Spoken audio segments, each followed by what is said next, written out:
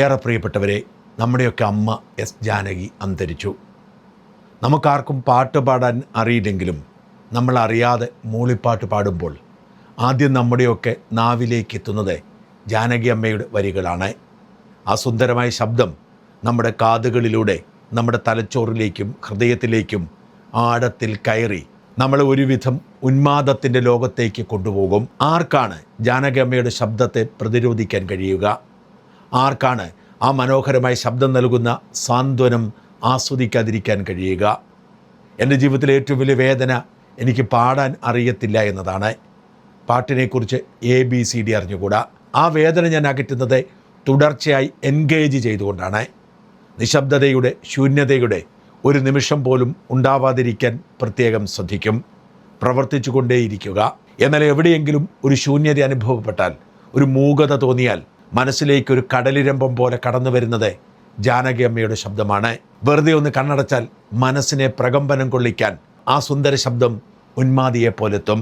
എന്നിട്ടും നീ എന്നെ അറിഞ്ഞില്ലല്ലോ, എന്നാർദ്ര നയനങ്ങൾ തുടച്ചില്ലല്ലോ, എന്നാത്മവിപഞ്ചിക തന്ത്രികൾ മീട്ടിയ സ്പന്ദനഗാനമൊന്നും കേട്ടില്ലല്ലോ എന്ന് പാടാനറിയാത്ത ഞാൻ ആരും കേൾക്കാതെ പലതവണ ആവർത്തിച്ച് പാടുന്നത് ആ പ്രകമ്പനം ഹൃദയത്തെ ഭ്രാന്തിലേക്ക് കൊണ്ടുപോകും എന്ന് തോന്നുമ്പോഴാണ്. അതിൻ്റെ തുടർച്ചയാണ് നാഥ നീ വരും കാലൊച്ച കേൾക്കുവാൻ കാതോർത്തു ഞാനിരുന്നു. ഒരു വരി പോലും പാടാൻ അറിയില്ല എന്ന് ഉറച്ച വിശ്വാസമുണ്ടായിട്ടും ഇത് പാടാൻ എന്നെപ്പോലൊരു മനുഷ്യന് ആത്മവിശ്വാസം ഉണ്ടാകുന്നത് ഈ ശബ്ദ സൗന്ദര്യത്തിൽ നിന്നും രക്ഷപ്പെടാൻ കഴിയാത്തത് കൊണ്ടാണ്. ആ ശബ്ദമാണ് നിലച്ചു പോയത്. ഇനി ഒരിക്കലും നമുക്ക് ജാനകിയമ്മ പാടും എന്ന പ്രതീക്ഷ പോലും വേണ്ട.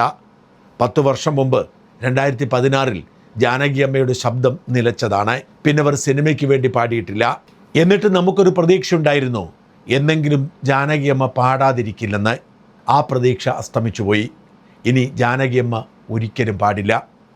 എങ്ങനെയൊരു പാട്ടുകാരി നമുക്കിടയിൽ ജീവിച്ചിരുന്നു എന്നത് നമ്മൾ ഒരിക്കലും മറക്കാൻ പോകുന്നില്ല. അത്രയ്ക്കും മനോഹരമായിരുന്നു ജാനകിയമ്മയുടെ ശബ്ദം. 20 ഭാഷകളിൽ അവർ പാടിയിട്ടുണ്ട്. തുളുവിലും സംസ്കൃതത്തിലും കൊങ്കണിയിലും ജർമ്മനിയിലും ഇംഗ്ലീഷിലുമൊക്കെ അവർ പാട്ട് പാടി. ജാനകിയമ്മ പാടാത്ത ഭാഷകൾ ഒരിടത്തുമില്ല.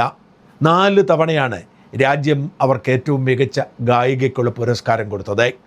11 തവണ ജാനകിയമ്മയുടെ മാസ്മരിക ശബ്ദത്തിന് നമ്മൾ സംസ്ഥാനത്തെ ഏറ്റവും മികച്ച പുരസ്കാരമാക്കിയപ്പോൾ 12 തവണ തെലുങ്കിലും 7 തവണ തമിഴിലും മികച്ച ഗായികയായി. ഒഡീഷയിൽ പോലും അവർക്ക് മികച്ച ഗായികയ്ക്കുള്ള പുരസ്കാരം കിട്ടിയെന്നോർക്കണം.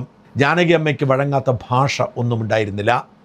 അവരുടെ സുന്ദരമായ ശബ്ദത്തെ അനുകരിക്കാൻ പോലും ആർക്കും കഴിയുമായിരുന്നില്ല. ആ ശബ്ദത്തിന് പകരം ആ ശബ്ദം മാത്രം. ഹൃദയത്തിലേക്ക് തുളച്ചു കയറി പ്രണയത്തിൻ്റെ ഭ്രാന്ത് പിടിപ്പിക്കുന്ന സുന്ദരമായ ശബ്ദം. 3 പതിറ്റാണ്ടിലധികമായി മാധ്യമപ്രവർത്തനം നടത്തുന്ന എൻ്റെ ജീവിതത്തിലെ ഏറ്റവും വലിയ വേദന ഈ അമ്മയെ എനിക്ക് ഒരിക്കൽ പോലും നേരിട്ട് കാണാൻ കഴിഞ്ഞിട്ടില്ല എന്നതാണ്. അമ്മയെ കാണണമെന്നത് എക്കാലത്തെയും വലിയ മോഹമായിരുന്നു. പക്ഷെ അതിനുള്ള ധൈര്യം എനിക്കുണ്ടായിരുന്നില്ല. ഈ അടുത്ത കാലത്ത് ആ മോഹം കലശലായി. എങ്ങനെയെങ്കിലും അമ്മയൊന്ന് കാണണം. ആ കാൽപാദത്തെങ്കിൽ എൻ്റെ 2 കൈകളും വെച്ച് ശിരസ് നമസ്കരിച്ച് അനുഗ്രഹം വാങ്ങണം എന്നാഗ്രഹിച്ചിരുന്നു. കൈരളി TV-യിൽ കൃഷ്ണകുമാറിനൊപ്പം അമ്മയുടെ ഒരു പാട്ടഭിമുഖം മനസ്സിൽ ആഴത്തിൽ കയറിയിരുന്നതാണ്. അമ്മയുടെ ആ പുഞ്ചിരി, ആ സൗമ്യത, ആ ശീതളിമ അതൊരിക്കലും ഹൃദയത്തിൽ നിന്നും ഇറങ്ങിപ്പോയിട്ടില്ല. അമ്മയൊന്ന് കാണാൻ വേണ്ടി ഞാൻ ഒരുപാട് ശ്രമിച്ചു. പക്ഷെ പ്രായാധിക്യത്താൽ, ആരോഗ്യ ഭയം മൂലം അമ്മയെ ആരെയും കാണാൻ അനുവദിക്കുമായിരുന്നില്ല ബന്ധുക്കൾ. അതുകൊണ്ട് തന്നെ തൊട്ടടുത്ത് മൈസൂരിൽ അമ്മയുണ്ടായിട്ടും ഒരിക്കൽ പോലും കാണാൻ കഴിഞ്ഞില്ല. 1/2 നൂറ്റാണ്ടിലധികം എൻ്റെ തൊട്ടടുത്തുണ്ടായിട്ടും ആ അമ്മയെ ഒന്ന് നേരിട്ട് കാണാൻ കഴിഞ്ഞില്ല എന്ന വേദനയോടെ ശിഷ്ടകാലം ഇനി എനിക്ക് ജീവിക്കേണ്ടി വരും. എത്ര സുന്ദരമായിരുന്നു അമ്മയുടെ ജീവിതം. ചെറുപ്പത്തിൽ അച്ഛനും അമ്മയും മരിച്ചു പോയതാണ്. അമ്മാവനായ ഡോക്ടർ ചന്ദ്രശേഖരനായിരുന്നു വളർത്തിയത്. ഔദ്യോഗികമായ സംഗീതാഭ്യാസം ലഭിച്ചിട്ടില്ല. പക്ഷെ സ്വതസിദ്ധമായ അനുഗ്രഹീത ശബ്ദത്തെ തേടി ഭാഷകൾ അങ്ങോട്ട് മാർച്ച് ചെയ്യുകയായിരുന്നു. 1956 18ാമത്തെ വയസ്സിൽ ആകാശവാണിയുടെ സംഗീത പരിപാടിയിൽ പങ്കെടുത്ത് ദേശീയ തലത്തിൽ 2ാമതെത്തിയപ്പോഴാണ് ജാനകിയമ്മയെ ലോകമാദ്യം കേൾക്കുന്നത്. അന്ന് രാഷ്ട്രപതിയായിരുന്ന ഡോക്ടർ രാജേന്ദ്ര പ്രസാദ് ആയിരുന്നു സമ്മാനം കൊടുത്തത്. ആകാശവാണിയായിരുന്നു അന്ന് സംഗീതത്തിൻ്റെ അവസാന വാക്ക്. ആകാശവാണിയിലൂടെ ഉയർന്നു കേട്ട ജാനകി എന്ന 18 വയസ്സുകാരിയുടെ മനോഹര ശബ്ദം ഭാരതം ഏറ്റെടുത്തു. പിറ്റേ വർഷം AVM സ്റ്റുഡിയോയിൽ ജോലിക്കാരിയായി. ആ വർഷം തന്നെ മലയാളമടക്കം 6 ഭാഷകളിൽ പാടി. 1957 അതായത് കേരളം രൂപം കൊണ്ട ആ വർഷമാണ് ആദ്യത്തെ ജാനകിയുടെ മലയാള ഗാനം പുറത്തിറങ്ങുന്നത്. മിന്നുന്നതെല്ലാം പൊന്നല്ല എന്ന ചിത്രത്തിൽ ഇരുൾ മൂടുകയോ എൻ വഴികളിൽ എന്ന ഗാനത്തിലൂടെ തെലുങ്കത്തിയായ ജാനകി മലയാളത്തിൻ്റെയും സ്വന്തമായി.